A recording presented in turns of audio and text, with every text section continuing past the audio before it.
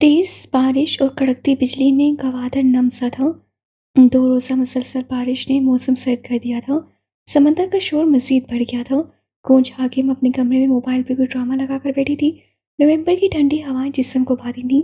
पेट के बल लेटी, टांगों को मुसलसल झुलाती, मुंह में वक्फे वक्फे से मूंगफली के दाने डालती। आज वो खुद को बेहद मसरूफ़ किए हुए थी। दफातन उसका फ़ोन बजने लगा। सख्त बेजार से होकर उससे कॉलर आईडी देखी तो एक लम्हे को दिल बेहद जोर से धड़का।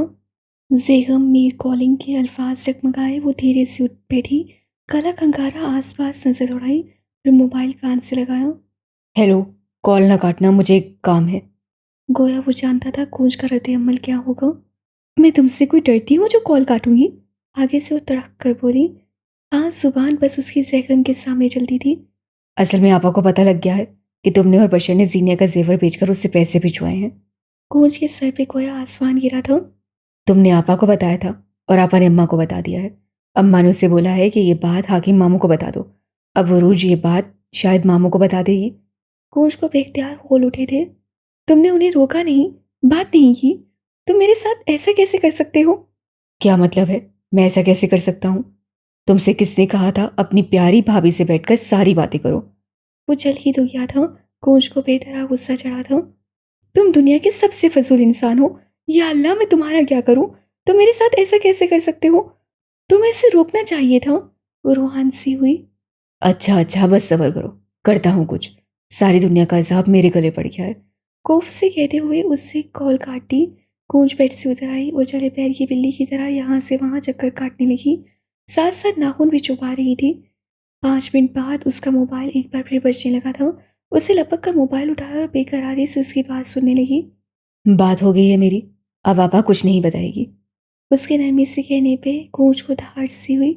तुमने उन्हें कैसे बना लिया? मेरे पास उसके राज से बशर भाई को बताने की धमकी दी तो मान गई। हाँ, अलबत्ता अम्मा का कुछ नहीं कह सकते। उन्होंने मामू को बता दिया तो मैं कुछ नहीं कह सकता।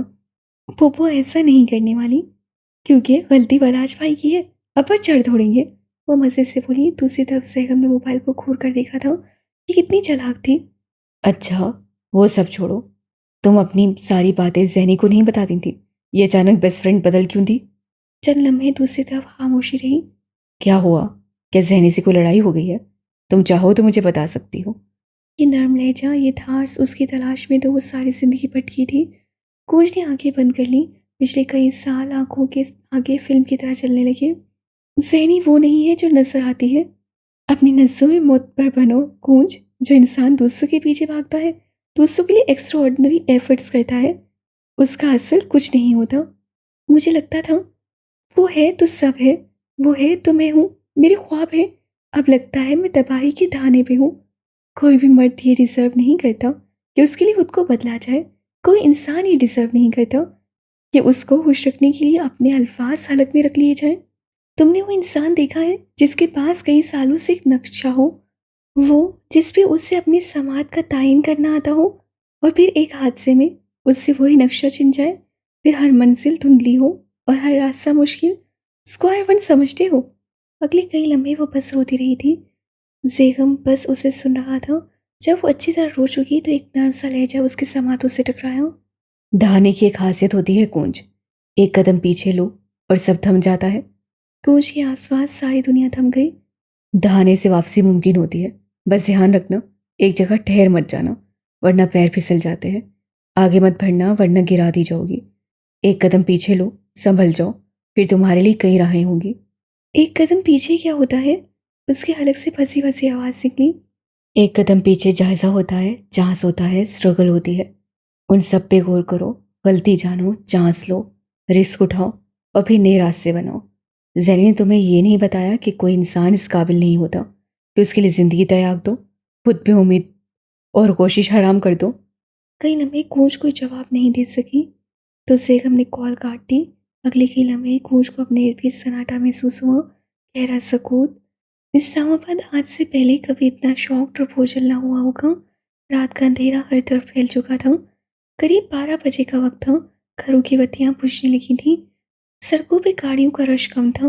इक्का दुक्का गाड़ी वक्फे वक्फे से गुजर जाती थी।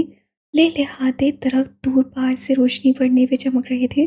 गर्दन उठाकर देखो वह सड़क किनारे सुनहरी आंखों वाली लड़की शिकस्त सा कदम लेती कहीं जा रही थी।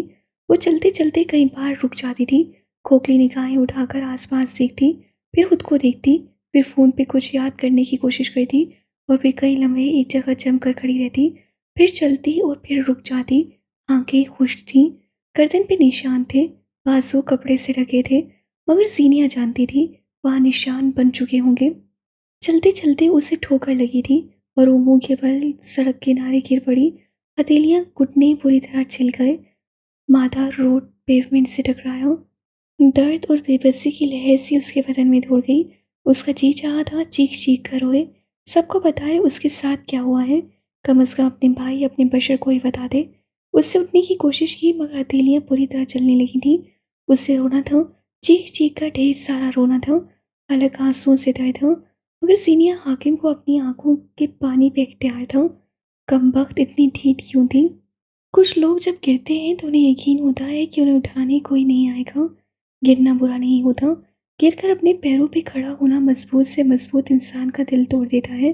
हथेलियों पे जोर देते वो बामुश्किल उठ बैठी और जरा से जिद्दोजहद के बाद रोड पेवमेंट पे बैठ गई। अब बस, अब वो यहाँ से नहीं उठ सकती थी। उसके जिस्म की सारी तवानाई जवाब दे चुकी थी। कई पल वो सुनसान सड़क पे खामोशी से बैठी रही। आसमान पे सितारे थे मगर तारीकी अंदर तक बसेरा कर चुकी थी। कई लम्हे वो बेख्याली के आलम में वहीं बैठी रही।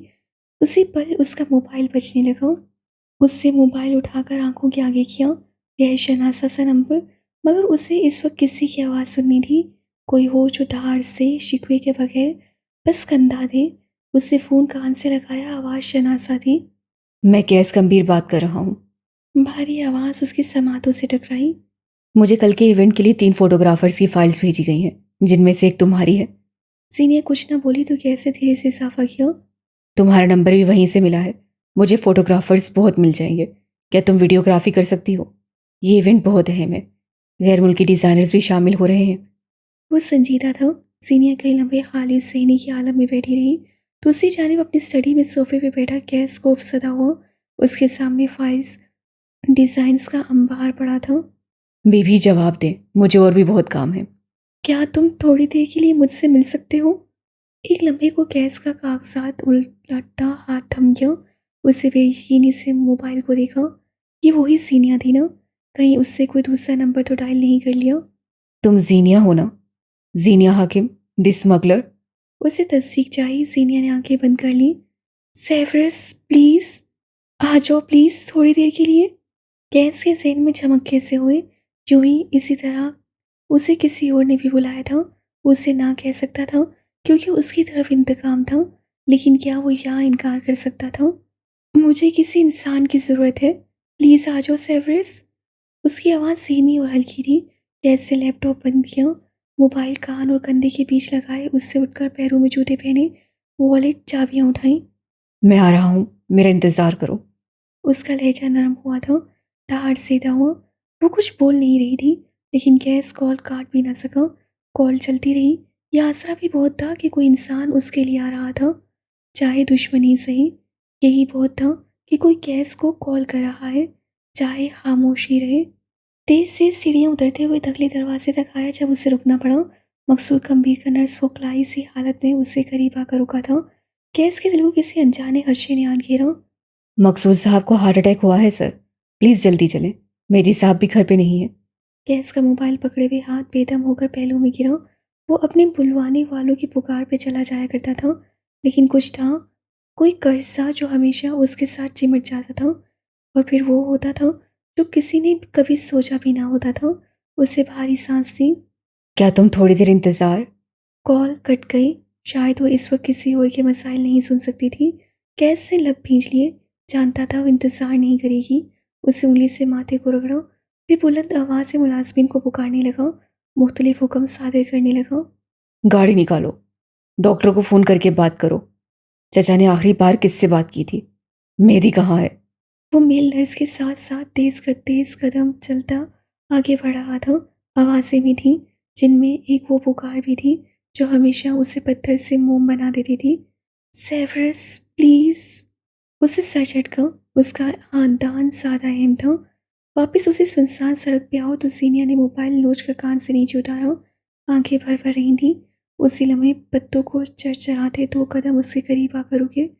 रोशनी उसकी पुश्त से टकराकर वापस पलट रही थी। वो दराज कद था। रात की तारीकी में उसकी सब्ज आंखें में स्याही का ऐलान करती थी। सीनिया ने गर्दन उठाकर उसे देखा, फिर रुख मोड़ लिया। स्याह होठ और सफ़ेद कार्गो पैंट के साथ उससे बगैर जराबों वाले स्नीकर्स पहन रखे थे। शायद वो कहीं किसी के साथ अच्छा वक्त गुजार करा रहा था। सरकार, रात के इस वक्त यहाँ बैठना महफूज नहीं।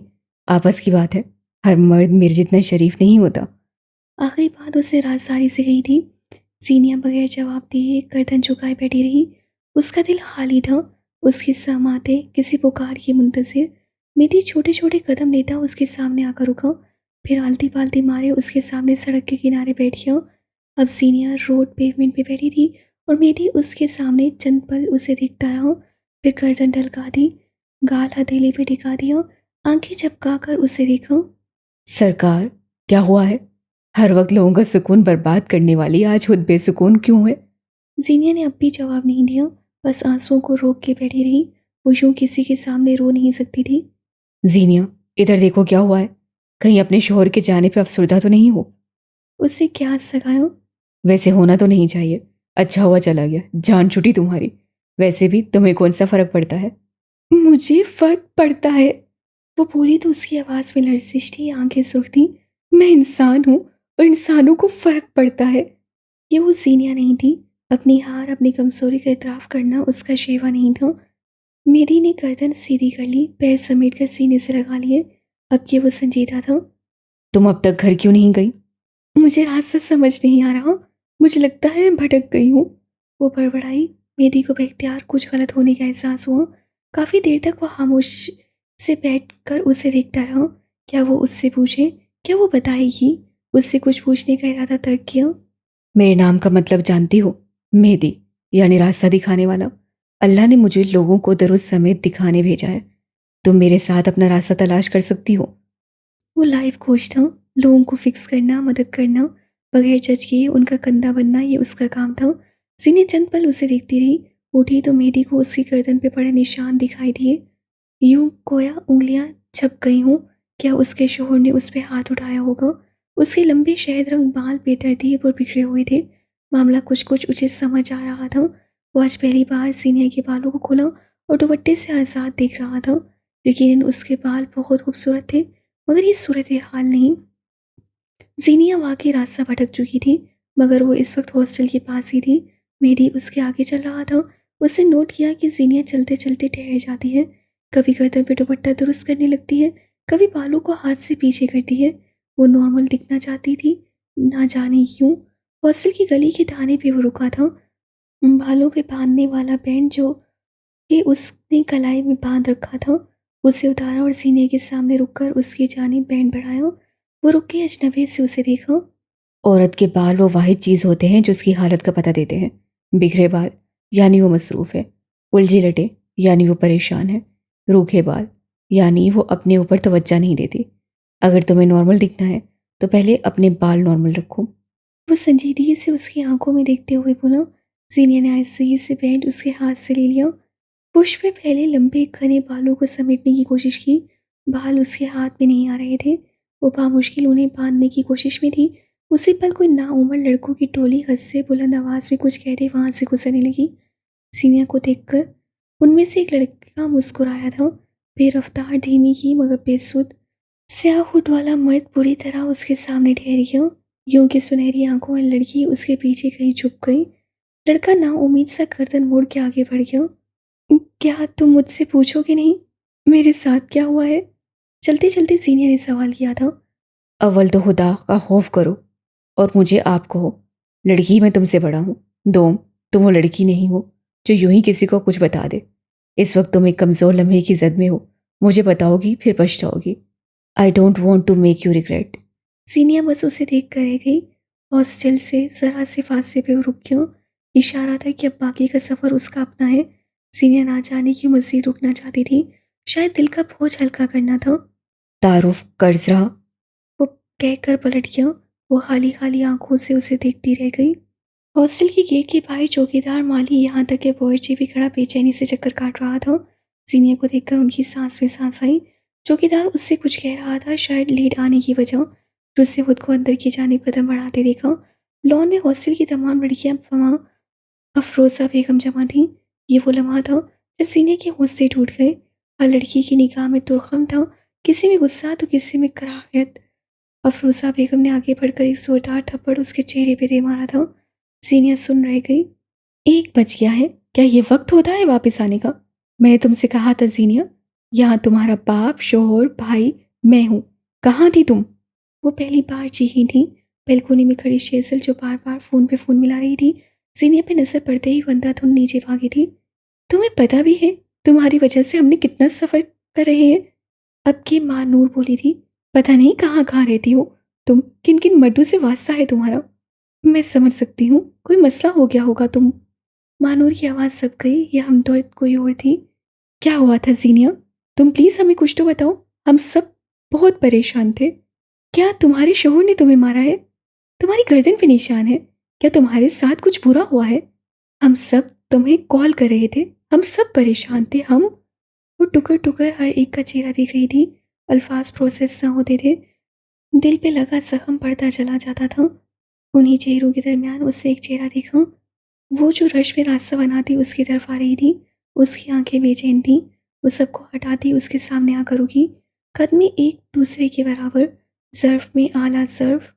उससे जीनिया को देखा, उसके दिल को धक्का सा लगा था। आसपास अब भी लड़कियों का शोर था। आंटी सख्त नजरों से उसे घूर रही थी। तुम ठीक हो सैनम? बस यही, सिर्फ यही सुनना चाहती थी वो। कहीं पल जीनिया के अलग से अल्फाज बरामद न हो सके। शेसल ने उसका हाथ पकड़ा और बगैर किसी की परवाह किए उसे अपने साथ लिए आगे बढ़ती चली गई। लोग उस पे हंसे, उसे गवारा नहीं था।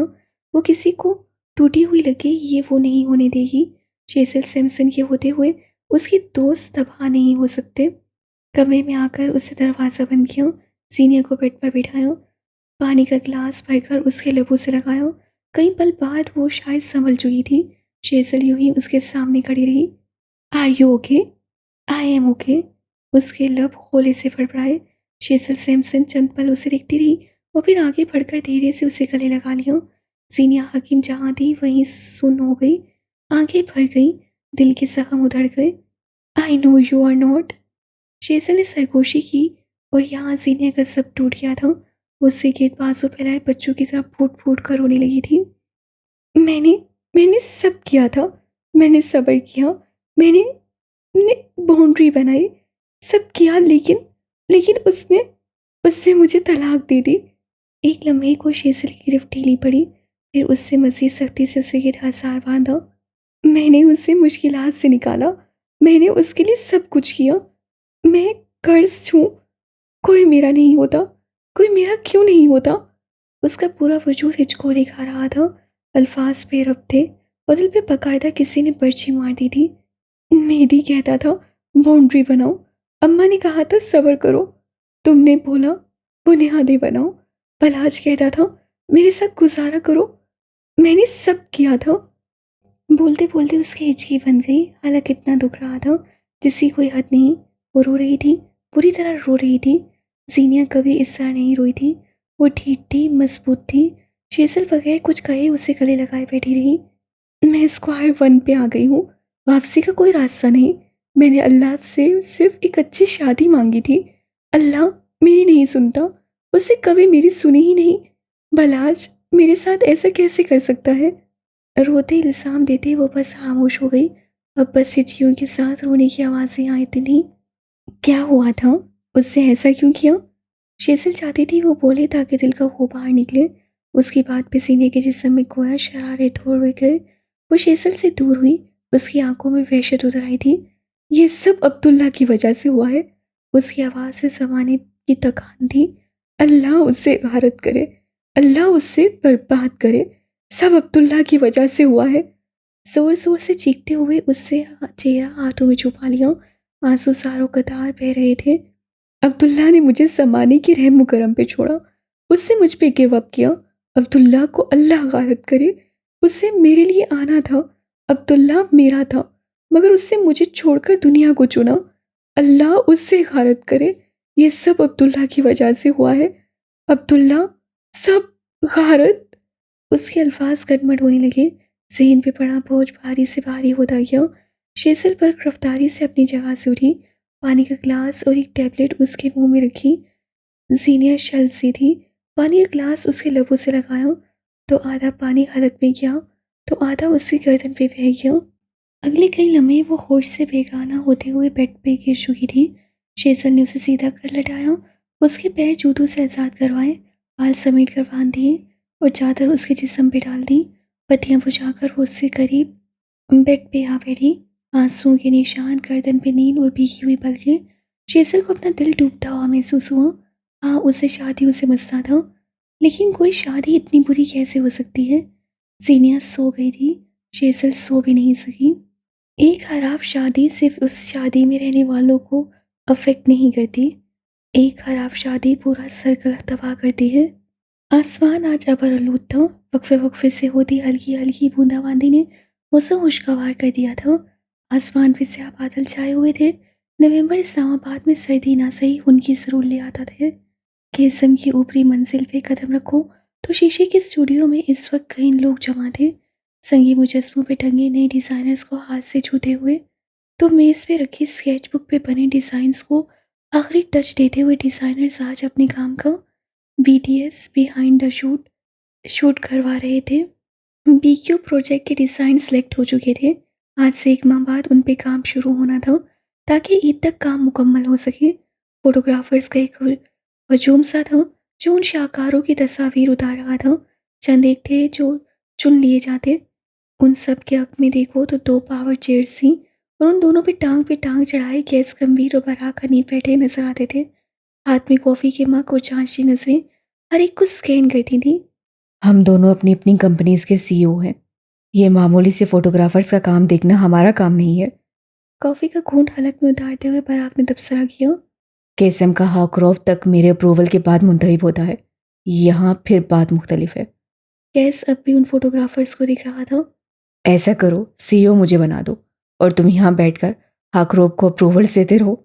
संगी मुजस्मों के हक से एक नया किरदार नजर आया। नीली हुडी के साथ स्याह जीन्स पहने, बालों को अच्छे से सेट किए मेरे सामने था। वो करीब आकर कुर्सी पे बैठा और अब हुआ ट्रियो मुकम्मल। टांग पे टांग चढ़ाए, कॉफ़ी के मग हाथों में लिए, चाची नजरों से सामने देखते 3 मर्द। उसी लम्हे मेरी की नज़र पराग पे पड़ी। वो फोटोग्राफर्स को कम, खवातीन डिज़ाइनर्स को ज़्यादा दिख रहा था। हमने तुम्हें यहाँ फोटोग्राफर्स अप्रूव करवाने बुलवाया है, जारा का हेयर स्टाइल और निमरा का हैंडबैग नहीं। सब सांखें मलामत कर रही थी। बराक ने बाकायदा कानों को हाथ लगाए। अल्लाह का खौफ करो। मैं खौफ खुदा का मारा इंसान उन सबको एक इस्लामी भाई होने के नाते मशवरे दे रहा था। हाँ, जैसे मैं तो तुम्हें जानता नहीं ना, बहुत नेक और इस्लामी हो तुम। गैस उन दोनों से बेनियाज हूँ। वो तब बोलता था जब ज़रूरत हो। तुम्हें मेरे नेक होने पे इतना शक क्यों है आखिर?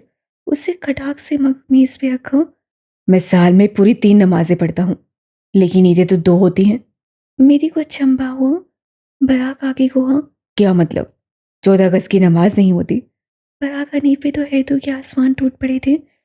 मेरी ने आंखें खोल कर उसे देखा, फिर अपने आधे पागल कजिन को जो किसी से बात करना गवारा नहीं करता था, और फिर वो तनफन करता बाहर निकल गया। पराग सदमे से बाहर आया तो मेज़ पे रखा अपना लैपटॉप उठा लिया। ईमेल में सारी फोटोग्राफर्स की डिटेल्स और चंद तस्वीरी नमूने थे। बेजारी के आलम में तस्वीर आगे पीछे करते हुए वो रुका जीनिया हाकिम।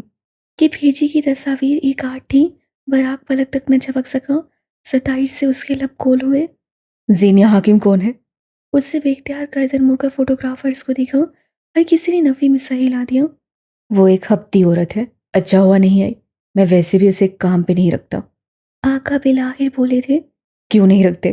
क्या वो तुम्हारी गर्लफ्रेंड की दोस्त है या फिर तुम्हारी एक्स की बहन? देखो, अगर ऐसा है तो मैं बराक हनीफ नहीं हूँ। कैसे उसकी बात काटी। मुझे किसी को नौकरी से निकालते या नौकरी देते वक्त ये नहीं याद करना पड़ता कि उसका शजरा कहीं मेरी किसी साबका माशूका से तो नहीं मिलता। इसमें ऐसी भी क्या बात है? सेल्फ डिफेंस हर इंसान का हक है। उसे चिठाई से गर्दन सीधी की, कैसे सर झटका और एक फोटोग्राफर को अपने पास बुलाया। चंद पल बाद वो उसके कंधे के करीब झुका, उसकी ली गई तस्वीर देख रहा था। लड़का 25% कबूल कर लिया गया था, मगर कैसे में आपको 100% देना होता है।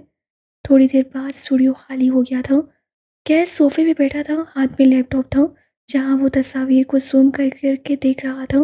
पराग दूसरे सोफे पे नींदराज था और मेहदी उसके पैरों के करीब बैठा था, हाथ में चाय का मग और आंखें छोटी किए कैश को तकता हुआ। पराग ने अपने पैर मेहदी की गोद में रख दिए। कितने लोग फाइनल हुए? चाय का घूंट लेते हुए सवाल किया। सिर्फ एक, हमद रजा। अच्छी भली फोटोग्राफर थी वो नवीन, उसे क्यों निकाला? सिर्फ इसलिए क्योंकि वो एक लड़की है? पराग की बात पे कैश से सट आंखों से उसे देखा। मैं किसी को नौकरी देते वक्त उसकी क्वालिफिकेशन देखता हूँ, जेंडर नहीं। जिस वक्त तुम उसकी आंखें देख रहे थे, मैं उसका टैलेंट देख रहा था। पराग को शौक ही तो लगा था, कैश अब भी संजीदा था। ऑफिस में काम करने वाली औरतें भी किसी की माँ बहन है। क्या तुम अपनी नजरों पे को काबू में नहीं रख सकते? कह कौन रहा है? जन बाजार मशहूर हो तुम। मेरी बस खामोशी से उन्हें देखता रहा। मिसोजिनिस्ट ठीक है, लेकिन हरैसर तो नहीं हूं ना। पराग दिल में ला कर रह गया। और अपने इल्म में इजाफा करो। मैंने उसे सिलेक्ट कर लिया था, लेकिन वो तुम्हारी वजह से चली गई। कोई औरत तुम्हारी वजह से रास्ता बदल रही है। तुम कौन हो बराक? निरा कुत्ता है, और क्या है? मेरी ने जुमला मुकम्मल किया, हाथ में पकड़ी कॉफी पराग के पैरों पर छलकाई और उठ गया। पराग सिसक उठा। उससे पराग जैसे मर्दों से सख्त चिढ़ थी, जो अकेली और खुदमुख्तार औरत को मौका समझते थे। अगले कई लम्हे पराग शर्मिंदा सा बैठा रहा। फिर गैस से उसे मोबाइल पे कॉल करते हुए देखा। हमद रजा, जीनत फहीम और जीनिया हाकिम सिलेक्टेड है। उससे फ़ोन कान से जुदा किया तो गैस उसे ही देख रहा था। हमने जीनिया हाकिम का ट्रायल नहीं लिया। उसकी ज़रूरत थी क्या? गहरी सांस लेकर कंधे उठाए। तुम उसे नहीं रखना चाहते तो ना रखना। मेरी वजह से एक टैलेंट ज़ाया हुआ, अब दूसरा मैं बचाऊंगा। एक अज़्म से कहते हुए वो उठ गया था। अभी उसे जानते नहीं तुम, वो तुम्हें ज़ाया कर देगी। गैस बड़बड़ाते हुए अपने काम में लग गया। उससे फ़र्क नहीं पड़ता था किसी सीनियर हाकिम से।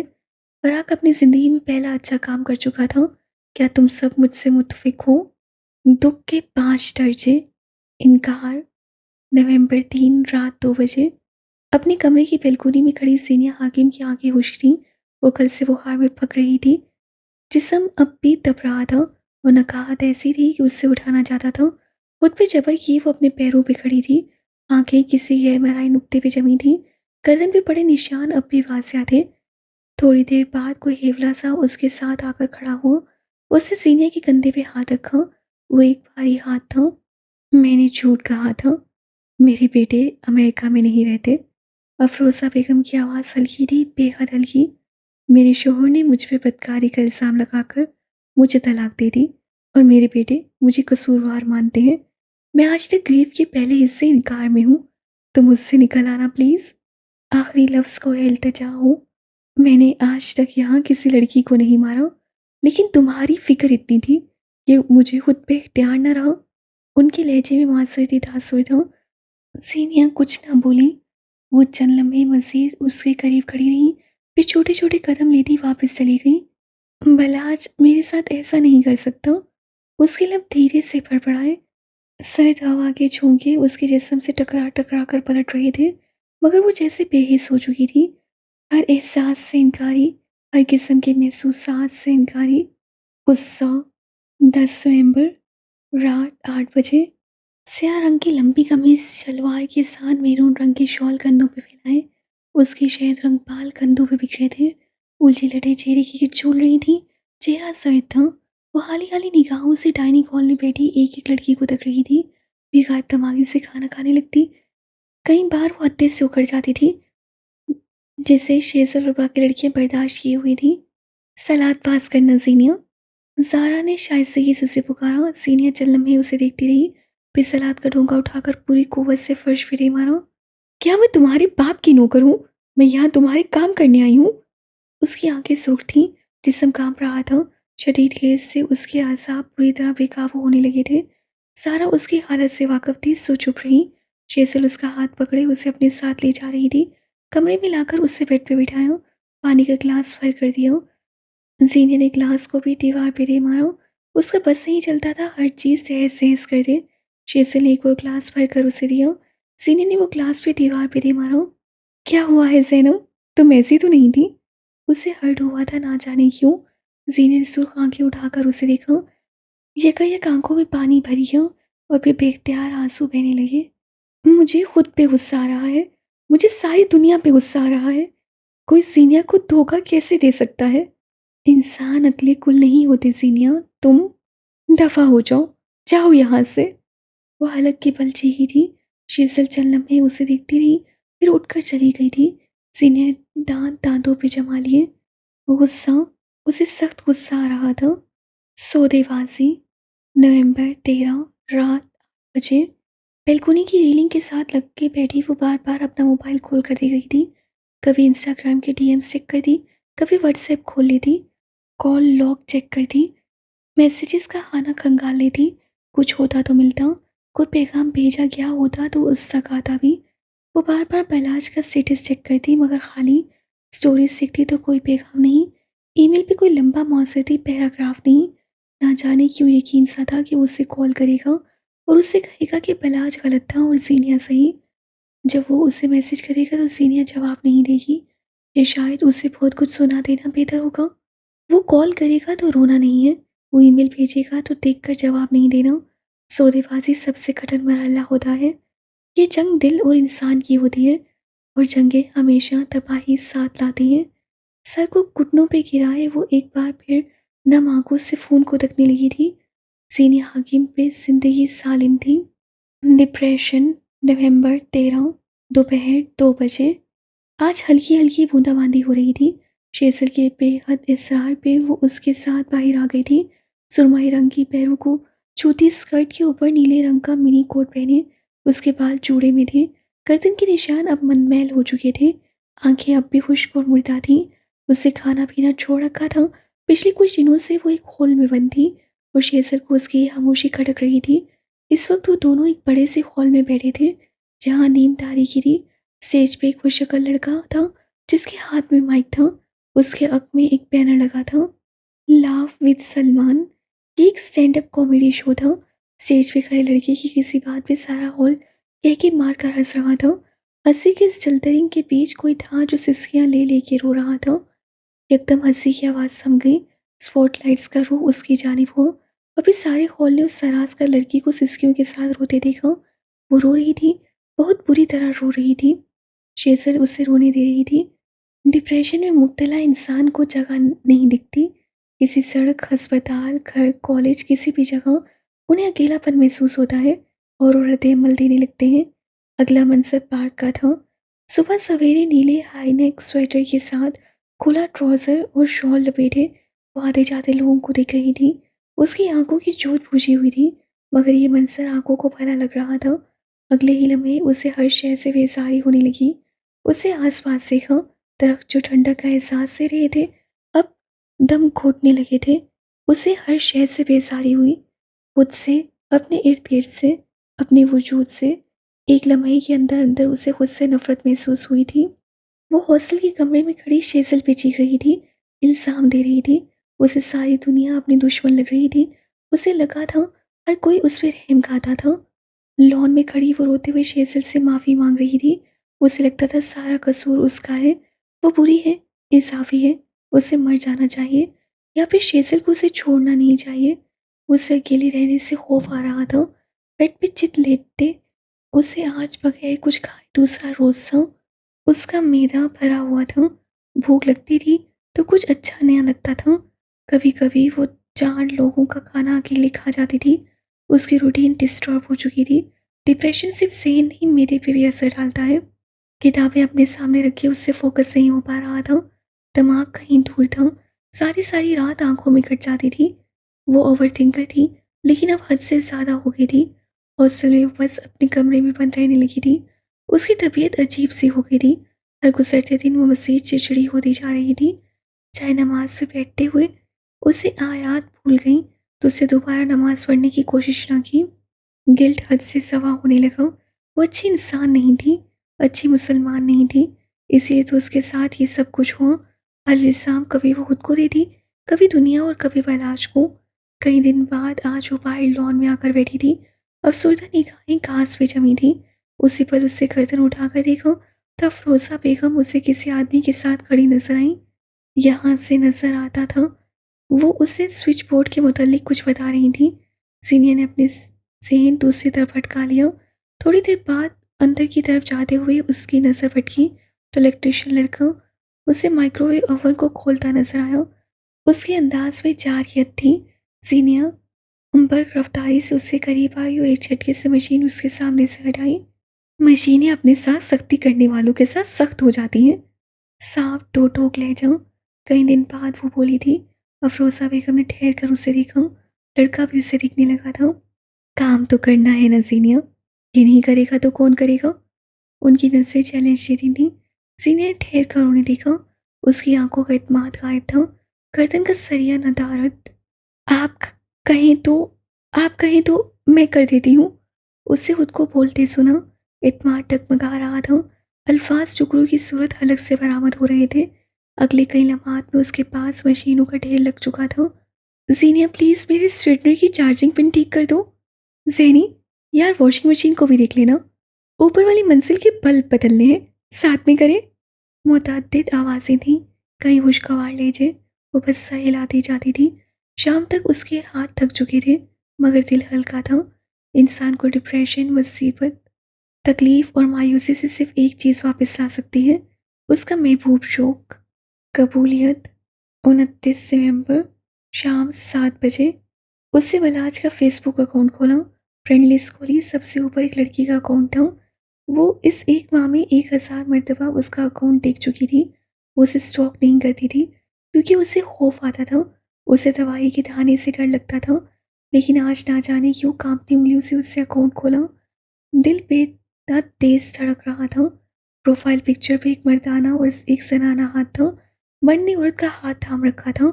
जीने को कुछ महसूस ना हुआ। उसे हैरत हुई। हाँ, अलबत्ता आंसू तो आदर से बह रहे थे। उसे लगा था वो गिर जाएगी मगर वो खड़ी थी। उसे लगा था सांस बंद हो जाएगा मगर वो चल रही थी। लरसी उंगलियों ने अब स्क्रीन पे आगे की तस्वीरें खोली। वो दोनों तो वही में थे। बुर्ज खलीफा उनके अक में था। लड़की मुस्कुरा रही थी। पलाज भी हल्का सा मुस्कुराया था। सीनियर के दिल को धक्का सा लगा। उससे कमेंट्स चेक किए। उससे आगे की तस्वीरें देखी। उससे पूरा अकाउंट खोल कर देख लिया था। हर जगह पलाश उस लड़की के साथ था। ना उसका दिल फटा ना धड़कन रुकी। शोर थम गया था। जज्बात साकिन हुए। एक वीडियो में सीनिया ने उसे अपने शोहर की संगत में एक लंबी सी गाड़ी की तरफ जाते देखा। वो उसका हाथ पकड़े सेज सेज कर चल रही थी। सीनिया को उससे हसद हुआ। रश्क आया। जलन हुई। खुशी भी आई। आंसू कतार की सूरत उसकी आंखों से बहने लगे। कई बार यूं लगता है जैसे ये तूफान सब बहा ले जाएगा मगर कई बार तबाही बस एक इल्यूजन होती है जिसे छू लो तो गायब हो जाती है। बलाज कभी उसका ऐसा ख्याल नहीं रख सकता। उससे कबूल किया। बलाज कभी उसका सहारा नहीं बन सकता। उससे कबूल किया। वो कभी भी उसके मुस्कुराने की वजह नहीं बन सकता। बलाज अब कभी उसका नहीं बन सकता। उससे कबूल किया। वो उसे छोड़कर किसी गैर औरत के पास था। उससे कबूल किया। 1 दिसंबर अपने साथ अच्छी खासी सर्दी ले आया था। कल रात होने वाली ठंडी ठार बारिश ने सारे शहर को जल-थल कर दिया था। क्योंकि नक्काशी आपका इंतज़ाम अच्छा था मगर सड़कें अब भी गीली थीं। दरख्तों के पत्ते अपने ऊपर कतरों का वज़न लिए हुए थे। कैसम की इमारत भी बारिश से भीग गई थी। सफ़ेद ओवरकोट के साथ सफ़ेद जीन्स पहने, पैरों में ऊंची सुर्ख हील्स और बाल खुला छोड़े, शेसल सिम्पसन कैसम की राहदारियों में कदम उठा रही थी। उंगलियों में आज मुख्तलिफ अंगूठियाँ थीं। स्याह चमकदार बाल उसके चलने से लहरा रहे थे। कंधे पे टंगा सफ़ेद बैग उसका हम कदम था। गैस गंभीर के ऑफिस के बाहर रुककर उसे हील से 1-2 बार दरवाज़ा बजाया। पावर चेयर पे बैठा गैस हल्का सा मुस्कुराया था। शेजर अपने हिसाब की दस्तक दे दी। अंदर दाखिल हुई तो गैस से सर न उठाया। वो बगैर किसी दावत के उसके सामने कुर्सी खींच कर बैठ गई। उन दोनों को फॉर्मेलिटीज़ की ज़रूरत नहीं थी। कॉफ़ी या फिर कॉफ़ी? वो फ़ोन क्रेडल से उठाते हुए बोला था। शेजर ने सोचने की अदाकारी की। कॉफ़ी नहीं, बस कॉफ़ी। एक अदा से कहते हुए उससे मेज़ पे धरा अपना मोबाइल उठा लिया। वायरस भी आ रहा है। क्या ख्याल है, एक और कॉफ़ी? उससे अनूस फ़ोन कान से लगा रखा था। शेज़ल के तासुरात में कड़वाहट खुली। अगर वो आ रहा है तो कॉफ़ी और कॉफ़ी के साथ जहर, वरना कुकीज़ प्लीज़। ऑर्डर देकर उससे फ़ोन वापस क्रेडल पे रखा और अब के पूरी तरह से उसकी जानिब मुतवज्जा हुआ। सुरमाई 3 पीस में मलबूस बालों को पीछे की तरफ सेट किए हल्की दाढ़ी वाला मर्द आज अच्छा लग रहा था। मुझे फेवर चाहिए गैस। इस आवाज़ पे गैस के ऑफिस का दरवाज़ा खोलता पराग टटक कर रुका। क्या कभी इनकार किया है? हैं? हैं? ये अंदर क्या हो रहा है? जासूस पराग हनीफ के कान खड़े होने लगे। ऑफिस बॉय उसे यूं देख कर रुका। उसके हाथ में ट्रे था। पराग ने चलाकर हाथ हिलाया। क्या बराग को शादी के लिए मनाना है? वो तो सेहरा बांध कर घूम रहा है। शेरवानी ऑर्डर पे तैयार करवा चुका है। जूते और वेडिंग रिंग में मैं गिफ्ट कर दूंगा। फिर हम बात पक्की समझे। गैस की आवाज़ पे दरवाजे के बाहर खड़ा पराग मुस्कुराया था। यह लोही मुस्कुराहट तुमने पहली बार देखी होगी। और दरवाजे के साथ मजीद चिपक गया। ऑफिस बॉय चीज़ें रखकर पलट गया। लेकिन क्या है ना, वो मेरा टेस्ट नहीं है। मेरा गधा है, गधा। वो नखरे से बोली तो पराग के सर पे लगी तलवों पे बुझी। उसे तान पे तान जमा कर सब किया। फिर तुम्हारा टेस्ट मिला कि नहीं? गैस कॉफ़ी का मग उठाते हुए बोला था।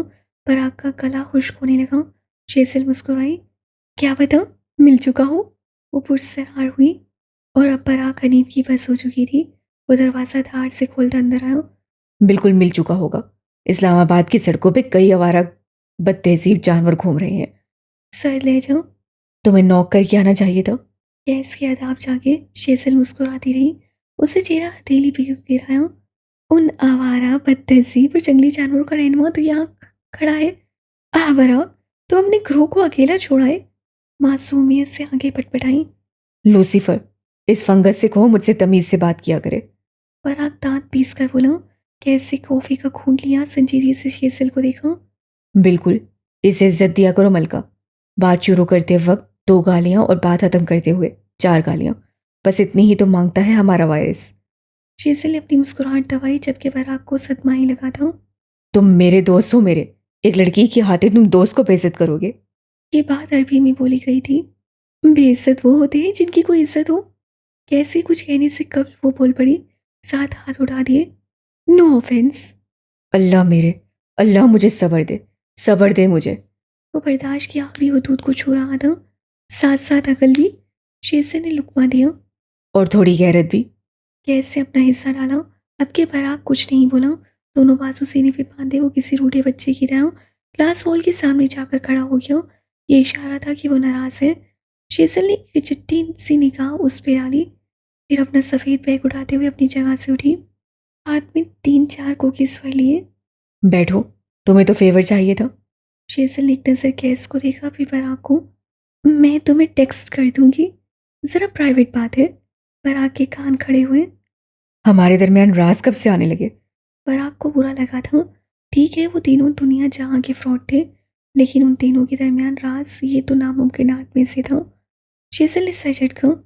अच्छा, एक बात बतानी थी। गैस की आवाज़ पे दरवाजे तक जाते शेसल ठहर गई। तुम्हारी रूममेट जीनिया हाकिम को बराक ने फोटोग्राफी के लिए सिलेक्ट कर लिया था, बगैर किसी ट्रायल के। लेकिन वो 1 माह से गायब है। तुम उसके साथ काम नहीं कर सकोगे गैस। अच्छा हुआ तुम्हारे दरमियान कोई मुआहिदा नहीं हुआ। उससे एड़ियों पे घूम कर बराक को देखा। वो तुम्हारी टाइप की नहीं है, उससे दूर रहो। सर्ट सी वार्निंग। क्या मतलब है मेरे टाइप की नहीं है? वो बीक्यू के लिए काम करेगी। मैं? हमारे दरमियान रात से कब से आने लगी वायरस? क्या मैं नहीं जानती तुम लड़कियों को किस पे ना पे नौकरी देते हो? पराग को लगा वो हिल नहीं सकेगा। शेसिल जा चुकी थी। उसके आवाज़ वापस आए। कैस महसूस सा उसे दिख रहा था। इसकी तो ऐसी की तैसी। अब मैं खुद उस लड़की से रब्ता करूंगा और उसे दोबारा जॉब ऑफर करूंगा। ये फंगस खुद को समझती क्या है? वो बड़बड़ाते हुए अपनी सेक्रेटरी को कॉल मिलाने लगा था। जिद पे अड़ गया था वो भाई।